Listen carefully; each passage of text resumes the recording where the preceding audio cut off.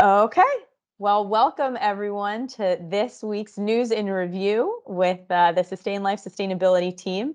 I am Melissa Ray, Chief Sustainability Officer at Sustain.Life. I am joined here today by two colleagues, Constance, Nick. Can you please introduce yourself for our viewers? Sure. I'm Constance. I'm the Director of Sustainability and lead the technical practice at Sustain.Life. And I'm Nick. I'm a senior manager on our sustainability team, and I work on a lot of the calculation tools that a lot of you are using regularly. Awesome. And so here we are today to talk about some leading stories in the news and just catch you all up on some of the most important topics going on. And so today we are here to talk to you about two things. One, the California ban on gas cars, what that's all about, as well as the Glasgow Financial Alliance for Net Zero, or GFANZ, update progress report. So let's kick it off by starting about our sunnier state, California, banning gas-powered cars. What is this law all about? What's going on? Are we going to be able to drive what we've got purchased today? I just bought a new hybrid. What does that mean for us? Nick, can you introduce for us what this law is and potential impacts? Absolutely. And Alyssa, you'll probably be fine even if you were in California for some amount of time with that hybrid. Basically, what this law is it sets a target of selling 100% EVs for new vehicles by the year 2035. So it phases up to that point. In 2030, they're aiming for about 70% of new vehicles being EVs. And this covers passenger vehicles primarily. There's also some parts that cover medium and heavy duty vehicles, which are on a different timeline. And basically, they're saying that all of those new vehicles need to be zero emission vehicles, which is battery powered electric or hydrogen fuel cell, which is a lot more common, or becoming common, maybe not becoming common, but it's a thing in California. And then there are some specific provisions for plug-in hybrid electric vehicles. The projections for this are that it's going to reduce emissions from these classes of vehicles by 35% by 2035, and will reduce California's statewide emissions by 10% by 2035. And if you're asking yourself, well, if we're going to zero emission vehicles, but we're not reducing emissions by 100% from those vehicles, what's going on? And part of that is because we're relying on the grid to power a lot of those vehicles. And so as the grid gets cleaner, this rule will also continue to reap benefits well beyond 2035. So those reductions will further increase beyond 2035. This is all about the sale of new vehicles. So you'll still be able to buy used gas vehicles. You'll still be able to drive gas vehicles beyond that date. You just won't be able to buy any new gas vehicles. And just getting into the larger context, this is important because transportation is one of the single largest sources of greenhouse gas emissions in the U.S. In California, it's about 50% of the state's total emissions. So it's quite large. It aligns well with Biden's goal of selling 50% or selling new vehicles being 50% electric, or 50% of new vehicles being electric by 2030. And the implications are extend beyond California. And that's because a lot of states adopt California's clean air laws. 17 states adopted California's previous rules on EVs and low emissions vehicles. And so we expect to see states in the future also adopting this new regulation. Interesting. That is pretty crazy when you think about the emission. So I think in the US, I think transportation is 27% of our total emissions by sector, but in California, it's 50%. And for anyone who's obviously been to California driving on, I'm thinking like the LA, the 405, like the horrendous just environment of what it is to drive in many parts of that state or in certain cities. That's pretty incredible. And this is the first state in the US to have this kind of not just goal. I mean, this is a law. And I think that that's something that's a bit of a distinction, is that I know there are other countries that have stated goals, but I'm not sure how many of them have actually put into law. I know Britain, for instance, did pass a law saying similarly, no sale of new gas-powered vehicles. And then I think France and Norway have similar goals, but I'm actually not sure if those are codified into law or just part of a goal and will be part of what will inspire future potential regulation and policy. Yeah, for sure. This carries more weight than even Biden's goal, which is not a law. It's just a national goal. And part of the reason, go ahead, Constance. Oh, go ahead. No, finish. You can finish Well, your thought. I was just going to say part of the reason California can do this is because they have a waiver issued to them from the federal government from exempting them from Clean Air Act requirements because, and we're digging a little bit into history here, but when the Clean Air Act was passed, California already had emissions regulations for vehicles. And so they were granted a waiver from the Clean Air Act's rules, and other states were given the option to adopt California's rules instead. Interesting. And so this is them sort of leveraging that waiver again.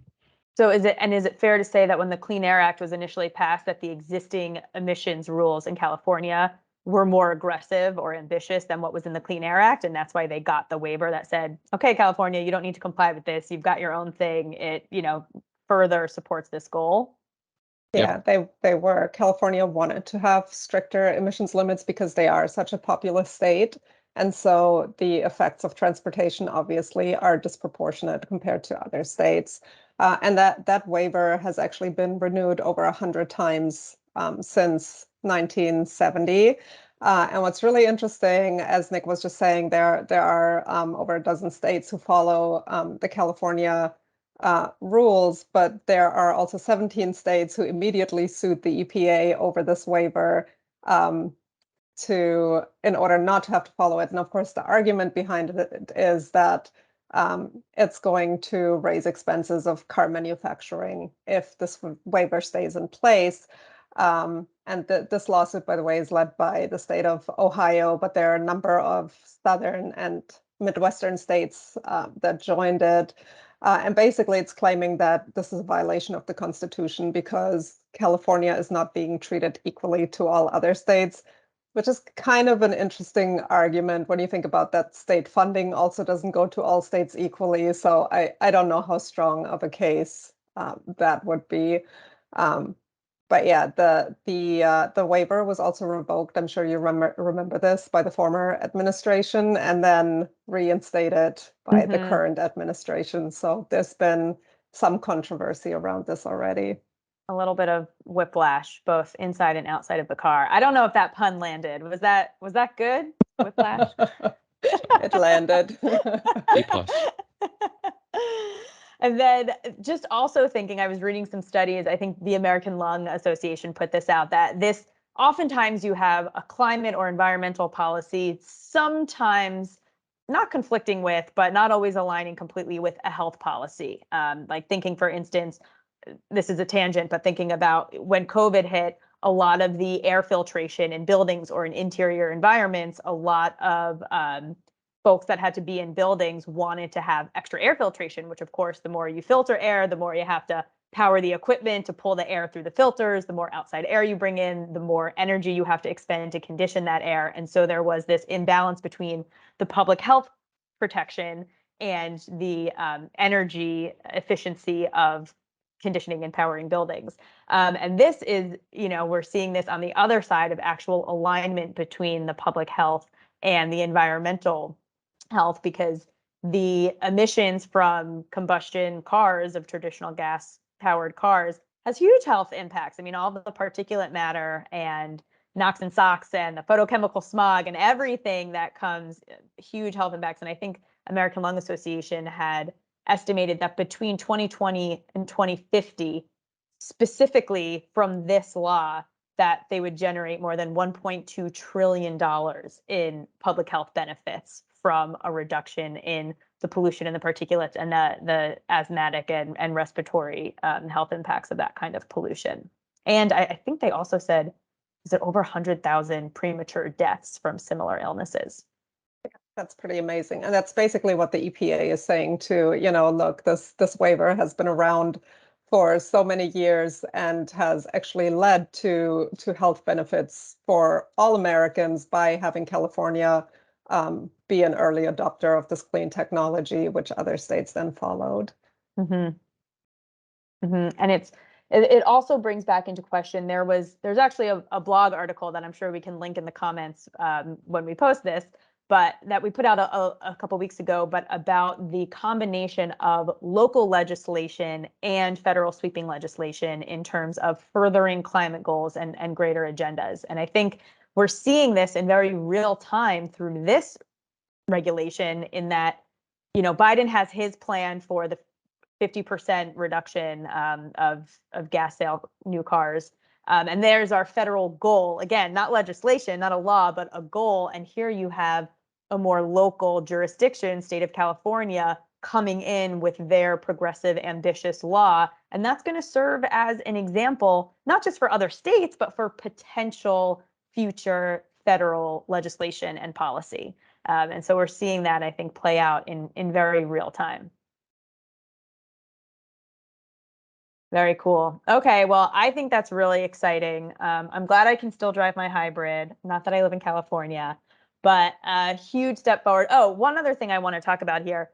What's the response of the automaking community? We're talking about how states have responded to this and jurisdictions. But I think from the automaker perspective, from what I'm reading, that there isn't actually that much their opposition to this, because one, there's already a lot of market incentive for EVs. You're seeing like almost every major automaker make EVs. And from the manufacturing perspective, automakers want to make not one model, but they want to have one style of the car, like that's going to be better for their own manufacturing efficiencies and supply chain. And so if they all coalesce around EV, which again, all of them are already starting the production line, from what I'm reading, they're actually kind of standing behind this and saying like, great, this is even more and better market incentive for ramp up this new, revenue stream that we've already invested in. Yeah, and I think there's so much demand for it. I don't know if you guys have heard about the Ford Maverick, which is a hybrid pickup truck. That car sold out so quickly. I actually was interested in it and looked into it, and it's not even available. When a dealership gets one, it sells within a few hours. So I think there is enough consumer demand at this point. If nothing else, from just a fuel efficiency perspective for hybrid and electric vehicles. And the sticking point has been the price, which is increasingly coming down. And so, just from a marketing perspective, there is definitely an incentive for automakers to work on fuel efficiency and improve fuel efficiency, and they want to be globally competitive. And what we're seeing coming out of Europe is not to decrease the standards for emissions. Mm-hmm. Yeah, I only saw a statement from Ford, but it was basically like, "Yep, this is great." End of statement. Yeah, period. No Yeah, comment. Thanks. yeah. So it's a good sign. That's great. I mean, I guess we should probably talk about some of the obstacles that may stand in the way, maybe not so of the regulation, but of Biden's larger plan. There's a lot of different moving pieces here, right? EVs are great, but you can't have electric vehicles if you don't have electric charging, right? And charging infrastructure. But Build Back Better did have not Build Back Better. The Inflation Reduction Act did have a large chunk of money that was allocated not just to EV tax incentives on the consumer side, but also, I believe, on the charging infrastructure, knowing that those two, are going to go hand in hand. And then I think some of the other things, I guess gas prices have come down a little bit, but it's also going to depend on how painful it is at the gas pump, probably, in terms of just the additional market incentives of consumers really, really coalescing behind EVs. Yeah, totally. Charging is a big part of it. And as far as California goes, another part of the executive order that led to this rule was ordering state agencies within California to accelerate charging infrastructure deployment. Hmm. Um, it was more of a soft order. There wasn't necessarily money set aside for it in the order, but it is definitely something they're thinking about. Yeah, I did also see that the California State Transportation Agency has allocated almost $380 million towards rail transit projects, which I think is also a really important part of the conversation that I don't necessarily think gets enough coverage. But, countrywide, the expansion of public transit would have enormous potential to reduce emissions. And I'm sure you guys have seen this about this experiment that was just done in Germany with the €9 train ticket to anywhere. No. Yeah, so it was part of a research project. So for 3 months, you could buy a ticket for €9 that would take you anywhere with no restrictions. And I think they sold 52 million tickets. 20% of them were purchased by people who don't ordinarily take public transit. So kind of really ramped that up too. And then they said the emissions reductions were about 1.8 million tons over that 3 months period. So yeah, it was a really successful project. And of course, people are asking for this to be continued. But yeah, just kind of seeing how the availability of public transit in combination with these reduced prices have just really compelled people to choose public transit. And then one more interesting thing that came out of that was that they kind of translated the cost of or the damage from 1 ton of carbon, and they estimated that to be trying to think of the figure. It was like 180 euros per ton of CO2, which would definitely justify the reduced ticket cost. And I thought it also really puts into perspective kind of the internal prices on carbon that we've been seeing in the, $15 to $50 range. When they came out with this €180 figure. That's Yeah, pretty really cool. swings the cost benefit when you think about it that way. Yeah, definitely. Yeah, I think the other thing, public transit often gets lost in these conversations around transportation because EVs, although, you do require a lot of infrastructure and it's a whole different technology, for the consumer, it's kind of plug and play. You still drive normally and you can live your life. It doesn't require much behavior change. But, there are still downsides to EV. The extraction of lithium is is a highly polluting process, uses a lot of water, is also a non-renewable resource. And, just going back to the emissions thing, going away from combustion engines is great for air quality, but about 30% of road PM 2.5 comes from road dust, comes from, cars wearing down the pavement, rubber wearing down, and particulates getting into the air. And then, not to mention, there are a lot of societal costs with congestion and things like that, sitting in traffic. So, there is still a better option other than EVs. This is great, and EVs are definitely part of the solution, but they're only part. So something to keep in mind. That's a good point. That's a really good point. And I suppose we should add, for any of our viewers who don't know what PM 2.5 is, we're talking about particulate matter of 2.5 microns, if I recall the correct unit of measure, but basically very small particles that get breathed in and move throughout our respiratory system and are very bad for us. Yep. Cool. Okay, well, I know we're almost out of time, so maybe I just want to spend a couple minutes because I do want everyone to just hear a very quick update on GFANZ, right? The Glasgow Financial Alliance for Net Zero. So super quick, high level for this.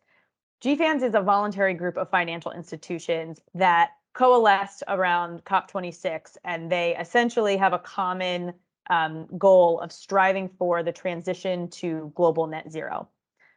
So who we're talking about here, these are like the largest financial institutions in the world. We're talking about BlackRock, Bank of America, Santander, like the big household names. And I think collectively there's in GFANZ today, there are now 450 members representing financial institutions that have combined $130 trillion in assets. So we are not talking, small peas and pennies here. These are the major movers and shakers and money holders and allocators of capital and holders of value in our economy.